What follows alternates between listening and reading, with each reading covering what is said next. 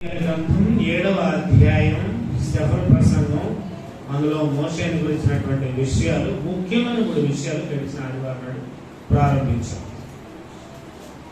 ఆ 7వ అధ్యాయాన్ని ఆధారంగా చేసుకొని మోషే యొక్క జీవితాన్ని, 120 సంవత్సరాల జీవితాన్ని చూస్తాం. 120 years బ్రతికాడు. 120 years లో ప్రతి 40 కూడా అదేంటో ఆయన జీవితంలో ప్రతి 40కి ఒక మజిలీ అన్నమాట. 40 years తన లైఫ్ లో ఒక స్పెషల్, 40 years తన లైఫ్ లో ఒక స్పెషల్, 40 years తన లైఫ్ లో ఒక స్పెషల్. 120 సంవత్సరాలు బ్రతికినటువంటి యొక్క మోషే మన ముందు పెట్టుకొని, మోషే మొదటి 40 సంవత్సరాల జీవితంలో నుండి ఓ పాఠం నేర్చుకోవచ్చు. ఏంటంటే మోషే ఏమనుకున్నాడు అని అంటే, తన జీవితం అంతా చూస్తే he wants to be something అనుకున్నాడు. యాజ్ ఎ స్టూడెంట్ గా ఆయన సంథింగ్ కావాలనుకున్నాడు. ప్రతి వాళ్ళు అలాగే అనుకుంటారు.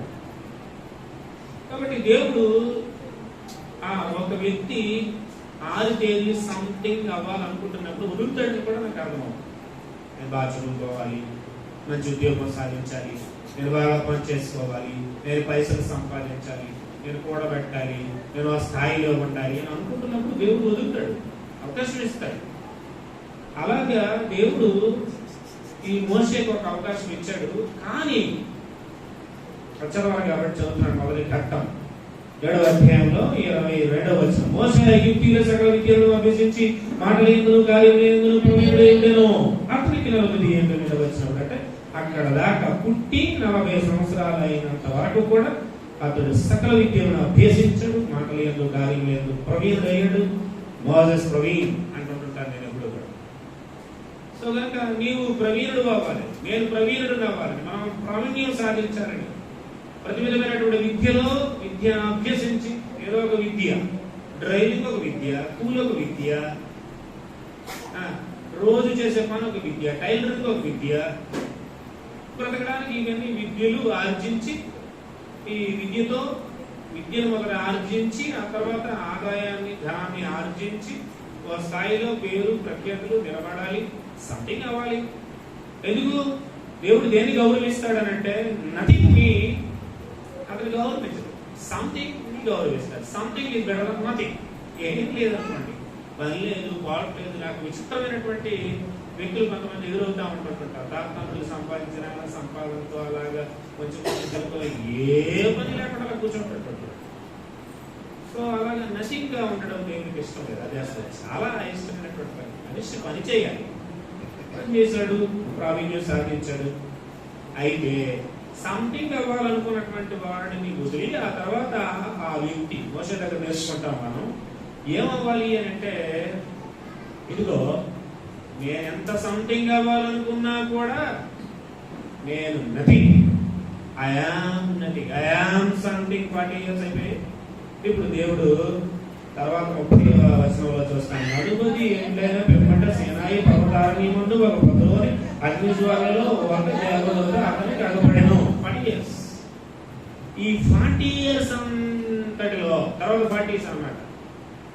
120 సంవత్సరాలు బ్రతికాడు. మొదటి 40 సంవత్సరాలు కూడా సంథింగ్ అనుకున్నాడు, ప్రవీణుడయ్యాడు. ఆ తర్వాత ప్రభు ప్రత్యక్షమైనప్పుడు, దేవుడు ప్రత్యక్షమైనప్పుడు, నానుడిని నేను ఎప్పటి వాడిని, ఎన్ని విద్యలు ఆర్జించినా, ఎంత సంపాదించినా, ఎంత కలిగి ఉన్నా, ఎన్ని విద్యలు ఉన్నా, మాటలు ఎంత ప్రవీణుడినైనా, చేతలు ఎంత ప్రవీణుడినైనా, సకల విద్యలు టాపర్ అనమాట. హీరాపోలిస్ అనేటువంటి యూనివర్సిటీలో విశ్వ విజేత ఇతగాడు. ఆనాటి యూనివర్సిటీ ఈరోజు కేంబ్రిడ్జ్, ఈరోజు హార్వర్డ్ యూనివర్సిటీ, ఇలాంటి ఉన్నాయి, ఆక్స్ఫర్డ్ యూనివర్సిటీ. ఇవి దాని ఎదురుగా మరో యూనివర్సిటీ నిలబడతామన్నమాట. అలాంటి విశ్వవిద్యాలయాలు ఇప్పుడెలాగ అమెరికాలో ఉన్నాయో, ఇప్పుడెలాగ ఇంగ్లాండ్ లో ఉన్నాయో, అప్పుడు వర్తమాన దేశాల్లో ఇప్పుడున్న విశ్వవిద్యాలయాలు అంత మేలుగాంచినవో, విద్యని అందించేవిగా ఉన్నాయో, విజేతలుగా చేసినవిగా ఉన్నాయో, అలాగే ఆ రోజుల్లో హీరాపోలిస్ అనేటువంటి విశ్వవిద్యాలయంలో విజేత ఎవరు చెప్పండి. అన్ని వదిలేసేయండి. దేవుడు మనతో మాట్లాడుతున్నాడు. అటువైపు కాన్సన్ట్రేట్ చేయండి. డివియేట్ అవ్వాలి అంటే, డిస్టర్బ్ అవ్వాలంటే నేను అవ్వాలి. మీరు డిస్టర్బ్ అవ్వకండి, మీరు డివియేట్ అవ్వకండి. God is silently speaking with you very personally. Listen carefully. Listen attentively. దేవుడు మాట్లాడుతున్నాడు. God's delegated authority and he is distributing his word so careful గా అన్నమాట. అప్పుడే దేవుడు మాట్లాడతాడు వ్యక్తిగతంగా, సున్నితంగా. ఆగుతాయి మనకి విషయాలు, నేర్చుకుంటాం మన విషయాల్ని అని నేను జ్ఞాపకం చేస్తూ ఉన్నాను. ఎంత వాడినైనప్పటికీ కూడా, ఎంత ప్రవీణుడిని అయిపోయినప్పటికీ కూడా దేవుడు కనిపించాడు. సేనాయి పర్వతారణ్యమందు ఆ బర్నింగ్ బుష్ ఒక పొదలోని అగ్నిజ్వాలంలో ఒక దేవదూత కనబడినప్పుడు దేవుడు చెప్పాడు 32వ వచనంలో, నేను దేవుడను, నేను నీ పితరుల దేవుడును, అబ్రహాము ఇస్సాకు దేవుడను అని ప్రభు వాక్యం వినబడింది. వినబడగానే పిల్లరా, దేవుడు అలా కనబడగానే దేవుడు మాటలు వినబడ్డాయి. జాగ్రత్త వినండి. అప్పుడే గుర్తు స్టార్ట్ చేశారు కొంతమంది. ఇవాళ ఎంత గుడ్ న్యూస్ అయిపోద్ది కాకమంటే అప్పుడే వినండి. 40 ఏండ్లైన పిమ్మట దేవుడు కనబడగానే ఈ 40 ఏళ్లలో 40కి ప్రవీణుడయ్యాడు. తర్వాత 40 ఏళ్లలో దేవుడు కనబడిన తర్వాత దేవుడే తనకి ప్రత్యక్షతను ఇవ్వగానే ఆ రెవల్యూషన్ ముందు ఈయన ఎలాంటి కంక్లూజన్కి వచ్చాడో తెలుసా? సంథింగ్ అనే కంక్లూజన్ 40 years కి కలిగి ఉన్నాడు. కోటకర్లో జాయిన్ అయిన దగ్గర నుండి బాగా చదివి పండితుడైన తర్వాత సంథింగ్ డాక్టర్ మోజెస్ అని ఈ రోజుల్లో అంటే ఎలా ఉంటుందో అట్లాగా ఎన్నో PhD సాధించాడు అన్నమాట పండితుడైతే. సంథింగ్ దగ్గర నుంచి ఇప్పుడు దేవుడు కనబడగానే నేనేం పండితుడిని, నేనేం విద్యను ఆర్జించిన వాడిని, నేనేంటి మాటలు యందు నేర్పాడు మాటల యందు ప్రవీణుడైనటువంటి వాడు. మీరు తర్వాత చూస్తారు, దేవుడు తనకి కనబడిన తర్వాత కాదు, మాటల యందు తెరపరైనటువంటి వాడు, నేర్పరైనటువంటి వాడు, నేను తెరపరిగా నేను నడిపిస్తాను నడు అని అంటే, నేను నోటి మాంద్యం కలిగిన వాడిని, నేను ఎంత పండితుడినైతే మాత్రం నీ పరిశుద్ధత ముందు చెప్పిపోయాడు. చూసారా? ఇవన్నీ ఇప్పుడు చదివితే మీకు అర్థమవుతాయి. సమయం నాకు లేదు, ఉన్న సమయాన్ని సద్వినియోగం చేసుకుంటూ చదువుతూ ఉన్నాను. పిల్లరా, ఎంత మంచి విషయం ఇది. పరిశుద్ధ భూమి మీద, ఇది పరిశుద్ధ భూమి, నీ చెప్పులు విడుము, నీవు నిలిచి ఉన్న చోటు పరిశుద్ధ భూమి. పిల్లరా, మనం ఏదో అయ్యాము, బయట ఆర్జించాము, ఉద్యోగం ఆర్జించాము, లేకపోతే బాగా చదివాము, లేకపోతే సంపాదించాము, పేరుంది, ప్రఖ్యాతులు ఉన్నాయి, భూములు ఉన్నాయి, ఇల్లు ఉన్నాయి, అవి ఉన్నాయి, ఇవి ఉన్నాయి, ఎన్నున్నా కానీ ఇది పరిశుద్ధ భూమి, ఇది దేవుడు ఉండేటువంటి స్థలం అని ఎదిగితే దేవాలయం దగ్గర నిలబడుతున్నాం. ఇలా రావాలి, అనుభవం ఇలా రావాలి. మోసే వణికి నిదానించి మోసే వణికి నిదానించి చూచుటకు తెగింపలేదు. నూతన నిబంధనలో, లోక సువార్తలో మనము ఇది పాత నిబంధనల విషయం నూతన నిబంధనలో ఉంది మోసే సంగతి. కానీ నూతన నిబంధనలో దేవాలయం దగ్గరికి వెళ్ళినటువంటి ఒకడు ఏమైపోయాడు? రొమ్ము బాదుకుంటూ ఆకాశం వైపు కన్నులు ఎత్తుటకు కూడా ధైర్యం చాలకుండా, లోపలికి వెళ్ళలేక సుంకరిలాగా ఉందన్నమాట. నాకేమనిపిస్తుందంటే పాత నిబంధనలోని ఒక సుంకరలాగా అయిపోయాడు. అడిగిపోతున్నాడు, ట్రెంబలింగ్, దాని నుంచి చూడలేకపోతున్నాడు, దిగించలేకపోతున్నాడు అన్నమాట. Dare not to see God's face. ఇలాంటి వాడిని దేవుడు ఏం చేశాడనంటే ముఖాముఖిగా నేను మాట్లాడతాను అన్నమాట. రిమైనింగ్ డేస్ ముఖాముఖిగా మాట్లాడడానికి మీరు దేవుని వాక్యంలో చూస్తే నిర్గమకాండంలోనే, ద్వితీయోపదేశకాండంలోనే చివరి వచనం చదివితే, ద్వితీయోపదేశకాండం 34వ అధ్యాయం చివరి వచనంలో నేను చదువుతూ ఉన్నాను చూడండి. 12వ వచనం, వాటి విషయంలోను ఆ బాహుబలం అంతటి విషయంలోను మోసే ఇశ్రాయేలు జనులందరి కన్నుల ఎదుట కలుగు చేసిన మహాభయంకర కార్యముల విషయంలోను యెహోవాను ముఖాముఖిగా ఎరిగిన మోసే. దేవుని ముఖం చూడాలంటే ముఖం చాటేయవలసినంతటి పండితుడిని అనుకున్నాను, కానీ లోకపరంగా నీ ముందు నేనంత అపవిత్రుడను నాకు అర్థమైంది. పరిశుద్ధ భూమిలో నిలబడడానికి, పరిశుద్ధుడైన దేవుని ముఖం చూడడానికి, నిదానించి చూడడానికి తెగించలేని పరిస్థితుల్లో వణికిపోతున్నాడు. ట్రబుల్ గత గత గత గత గత గత వణికిపోతూ ఉన్నాడు. మంచి మాట చెప్పరా, దేవుని ముందు అలా వణక తెగించి బోరడుస్తుంది దేవాలయంలోకి వచ్చే బోరడుతాడు. బైబిల్ ముందుకు వెళ్ళి ఇలా కానీ అలా చదవకూడదు వాడు బైబిల్ ఇది ట్రంబ్లింగ్ పరిశుద్ధుడు నేను పరిశుద్ధుడు ఆయన 40 years అలాంటి కంక్లూజన్కి వచ్చాడు. యెషయా ఒక మంచి మాట నేను మీకు చూపిస్తాను చూడండి. దేవుడు ఎలాంటి వారిని ఆయన ఇష్టపడతాడంటే, ఎలాంటి వారిని ఆయన లక్ష్యపడతాడంటే ప్రియులరా, అబ్బో అద్భుతమైనటువంటి విషయం అన్నమాట. చూడండి, నేను చదువుతూ ఉన్నాను 57వ అధ్యాయం యెషయా గ్రంథంలో 15వ వచనం 57:15 నేను చదువుతున్నాను. మహాగణుడును మహోన్నతుడును పరిశుద్ధుడును నిత్య నివాసియుడైన వాడు ఇలాగ సెలవిస్తున్నాడు, నేను మహోన్నతమైన పరిశుద్ధ స్థలములో నివసించేవాడును, ఆయనను చూడండి, ఆయనను వినయము గల వారి ప్రాణమును జీవింపజేయుటకును నలిగిన వారి ప్రాణమును జీవింపజేయుటకును వినయము గల వారి యొద్దను దీన మనస్సు గల వారి యొద్దను నివసించుచున్నాడు. దేవుడు అలాంటి వారిని రెండు చోట సమయం లేదు, మీరు ఇంటికి వెళ్తారు చూడండి. ఎవరు దేవుడై వెళ్ళిపోతాడో వానినే నేను లక్ష్యం ఉంచుతున్నాను. అవసరమైతే ఈ వచనాన్ని గ్రూప్ లో పెడతాను చూడండి, అద్భుతమైన వచనం. వానినే నేను దూషిస్తున్నాను, చూస్తాను ఆ వ్యక్తి, చేరుకుంటాను ఆ వ్యక్తి, ఉంటాను ఆ వ్యక్తితో. చంద్ర వచనంలో మనకి కనిపిస్తాం కదా. అలాంటి ఆ గొప్ప విధానం మనం దేవుని సన్నిధిలో కలిగి ఉండాలి. ఆయన ముందుకు వచ్చేటప్పుడు మోషే దగ్గర మనకు చాలా సవాలుకరమైన పాఠంగా ఉంది. అవును ప్రభా, యు ఆర్ సో గ్రేట్, నేనేం కాదు, సంథింగ్ అనుకున్నాడు. I am nothing before you. CH Spurgeon అనేటువంటి దేవజనుడు అంటాడు, అసలు దేవుని కృపను కనుక అర్థం చేసుకున్నట్లయితే, బాగా అర్థమైతే, నేను దేనికి అర్హురాలను కాను, నేను దేనికి అర్హులను కాను అని మనము ఖచ్చితంగా అనుకుంటాం. దేనికి అర్హురాలను కాను, దేనికి అర్హులను కాదు. డాక్టర్ సిహెచ్ స్పర్జన్ అంటారు, when you understand God's grace means what? ఏంటి కృప అంటే? కృప అంటే అర్హత, యోగ్యత, మంచితనం ఇసుమంతైనా కూడా లేకపోయినా దేవుడు నీ పట్ల నా పట్ల చూపించిన కటాక్షం కాదా?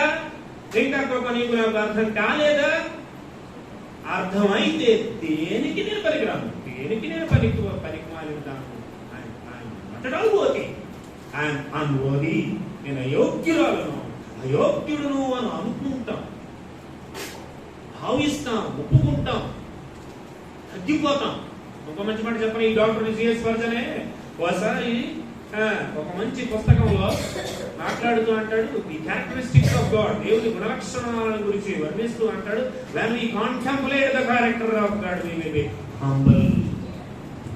చూడండి అక్కడ ఏమంటాడు, మహాగణుడు, నిత్య నివాసి, మహోన్నతుడు, ఆయన కూడా విరిగావా, నలిగావా?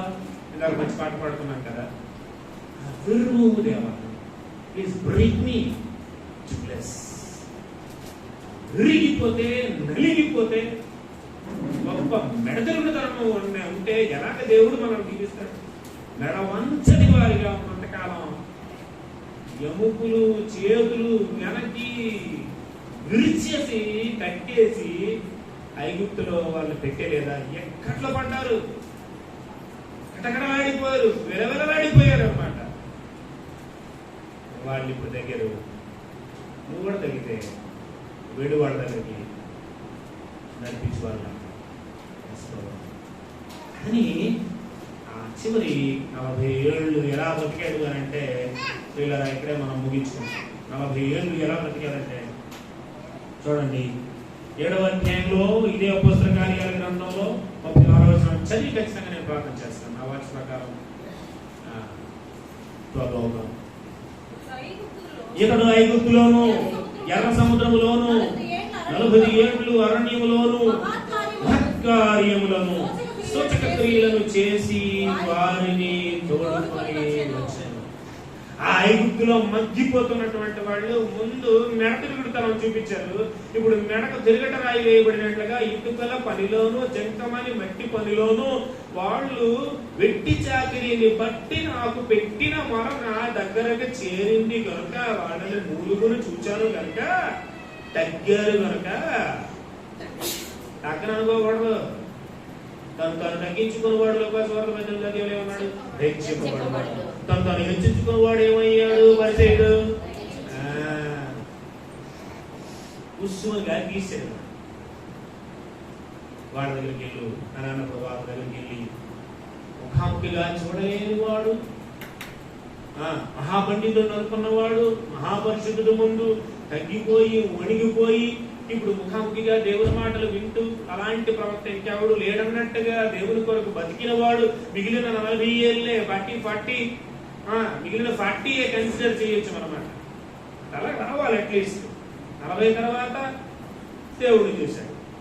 దేవుడిని చూసిన తర్వాత నేను ఏమీ కాదు అనుకున్నాడు. నేను ఏదో అనుకున్నవాడు నేను ఏమీ కాదు అనుకున్నాడు. నేను ఏమీ కాదు సంథింగ్ నథింగ్ దగ్గరకు వచ్చి నథింగ్ దగ్గరకు వచ్చి ఇప్పుడు మహత్కార్యాలు చేసిన దేవుడు ఈయన ద్వారా చేసినటువంటి ఈ మహత్కార్యాలు చేసినటువంటి దేవుడు మోషే ద్వారా చేసినటువంటి సూచక్రియలు చేసినటువంటి అరణ్యంలోను సముద్రములోను ఎర్ర సముద్రములో ఐగుప్తులోను ఎర్ర సముద్రములోను అరణ్యములోను మహత్కార్యాలను సూచక క్రియలు చేసి ఎలాగుంది ఏమంటున్నాడు ఇతడు చేసి అంటున్నాడు వారిని తోడుకొని వచ్చాను. మోషే ఇతడే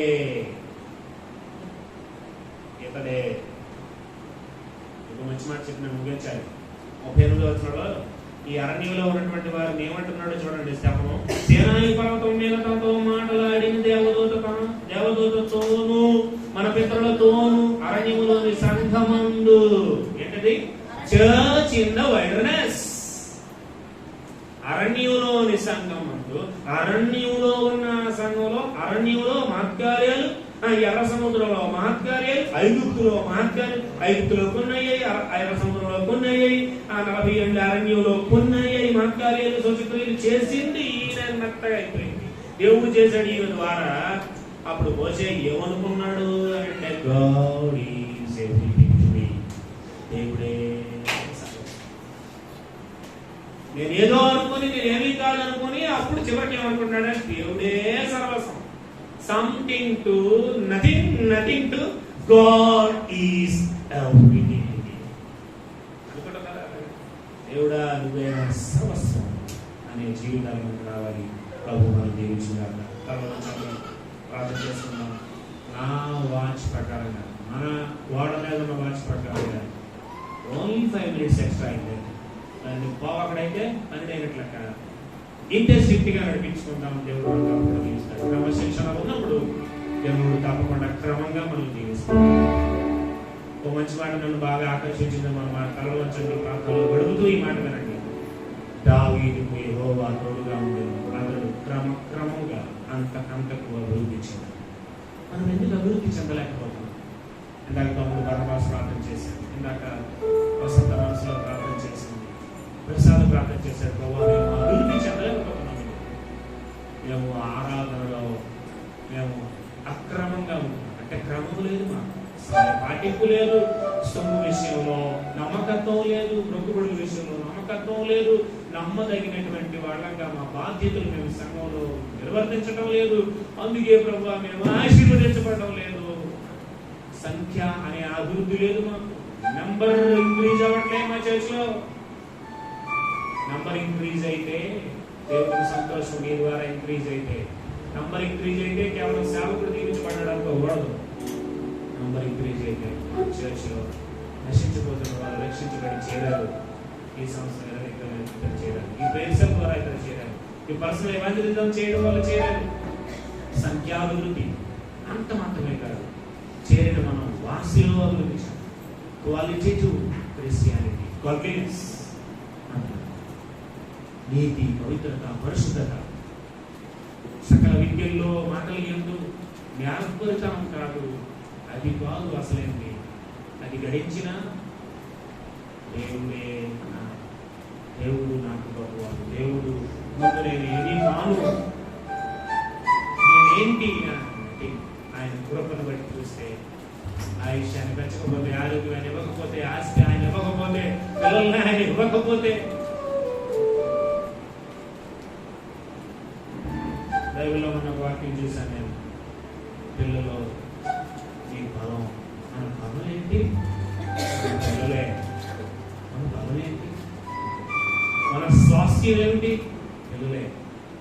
పేరు సంపాదించుకోవచ్చు, ప్రఖ్యాతి సంపాదించుకోవచ్చు, వయసులో సంపాదించుకోవచ్చు, పిల్లలు సంపాదించుకోగలవా? Unless otherwise God gives.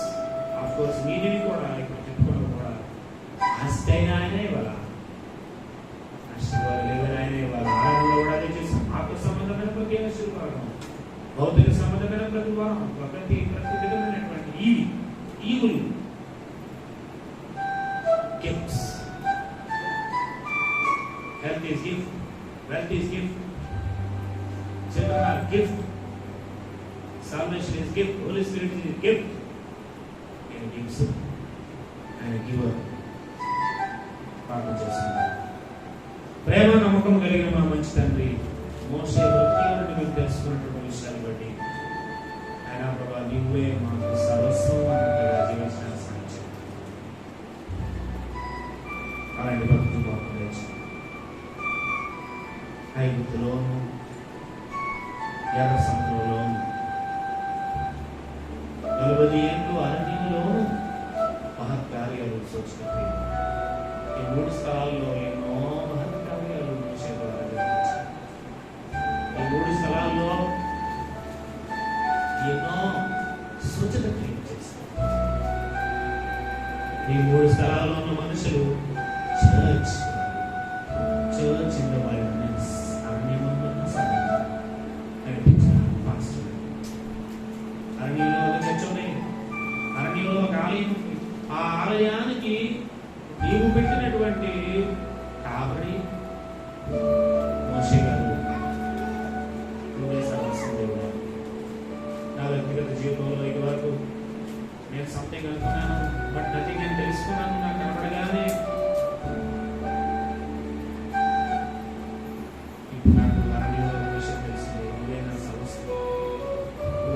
సర్వస్వం అనే స్థాయికి నేను ముగింపుకి రావడానికి, కంక్లూషన్కి రావడానికి నీ కార్యాలే కలిగిపోతే, విరిగిపోతే, వణిగిపోతే, నీ ముందుకు వచ్చి తగ్గిపోతే నువ్వు ఎంత హెచ్చిస్తావు. మోసకరమైంది అంటారు. ప్రార్థన చేస్తున్నాను. ఈ ప్రార్థనతో మనం ఉన్నాం. ప్రభువా నాకు అర్థమైంది, నేను ముందుకెళ్తాం. నువ్వే సర్వస్వం నా జీవితాలు గురించి యేసు ప్రభు నామములో ప్రార్థిస్తున్నాను తండ్రి. దేవుని ప్రేమ కుమారుడైన యేసు క్రీస్తు వారి కృప పరిశుద్ధాత్మ యొక్క నిత్యమైన ఆదరణ మనందరికీ సమృద్ధిగా